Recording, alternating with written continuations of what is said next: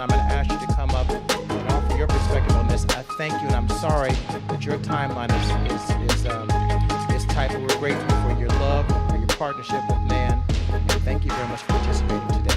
Thank you very much, Yusef, for the invitation, and I'm very happy to join in, and always happy to be before, after, or in between Van Jones, one of the brightest minds we have. Let me just quickly say that National Action Network is engaged on the ground in trying to combat some of the immediate challenges. The whole question of what they're doing in the Trump administration and the MAGA movement around DEI, we must be very careful about. First of all, they popularized DEI during the George Floyd movement. And many of you know we were very involved in that. I preached all two of George Floyd's funerals. We had the big march that August on the March of Washington's anniversary. About 200,000 people came out in the pandemic. They came up with DEI, diversity, equity, and inclusion. What a lot of people forget is that Donald Trump was the president when George Floyd happened. And we were able to mobilize to where in the state of Minnesota, Tim Walz, who later became the running mate for Vice President Kamala Harris, was the governor. I spoke with him on the phone, and I believe Reverend Jackson did, and got him to appoint the special prosecutor, who was the Attorney General of the state, Keith Ellison. That's how we got the trials. That's how we got the convictions. They came up with, oh, we must do something because people were marching all over the world, blacks, whites, Europe, everywhere. And they came up with DEI, and corporations started throwing money that we're going to do this for diversity. We're going to do this. They gave the money to many groups that had nothing to do with the movement. NAN and some of those that were with us got little or none of that. And then they end up trying to scandalize the people that did get millions of dollars.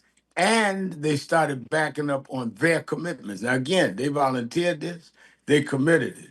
Now they are now coming back saying, well, Trump and them are coming after us on DEI. If you do the research, the people that benefited the most from DEI were white women. Second were Asian Americans. Third, Latino. Fourth, Black. I met last night preparing for our national convention, which starts in a little under 3 weeks here in New York on the 2nd of April to the 5th with some Black businessmen, none of whom were necessarily getting a lot of contracts. Robert Smith, the billionaire, was here with us last night. Jim Reynolds from Chicago, others. And now are being threatened because now you can't question them on their diversity. So we've said there have been a couple of people that come out. There was a one-day boycott they used our name. I didn't call it, but I didn't denounce it, even they had us out front. And we've said in the convention, we're going to put 2 or 3 companies on notice that if we don't have their data, that we're going to call for a national boycott, which we will. And all of you invited. Our convention is free.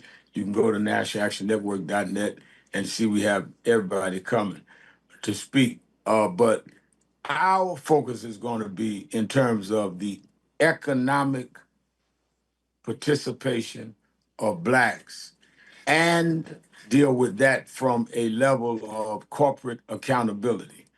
Secondly, we're going to confront, we have everybody from Tish James, State Attorney General, who was convicted, Donald Trump, to Alvin Bragg, who got 34 convictions on him, to our civil rights lawyers on how we're going to confront some of these legal hurdles that they've thrown at us from DEI to destroying the Department of Education. When you look at the destruction of the Department of Education, what is Trump saying? Trump is saying, let the states decide. Well, if we go back to letting the states decide on education, what they're doing is undoing Brown versus the Board of Education. The whole idea of Brown versus the Board of Education was that they would not let the states decide. The federal government imposed and forced them that state law had to comply with the federal right for equal education. So this is a very open, blatant attempt to go back to pre 1954 America, both in terms of economics, both in terms of education. And I agree with Van, though he has the data, that there is a serious intelligence operation that is really committed to white supremacy against blacks and Latinos and Asians and gays and Jews that are behind this, and they are manipulating and moving a program and moving an agenda that will change this country in many ways. I do not think they cannot be defeated, but I think that none of us could do it alone. And I think that all of us need to exchange information and support one another and keep exchanging information because they're fighting us on many fronts. So I'm committed to that process, and I'm available to do that. I hate I have to drop off, but I have to do my radio show, and because I wasn't on yesterday because of Hazel Duke's funeral, and the other day Roberta Flack's. But I am available, Yusef, for any kind of collective way we can work together.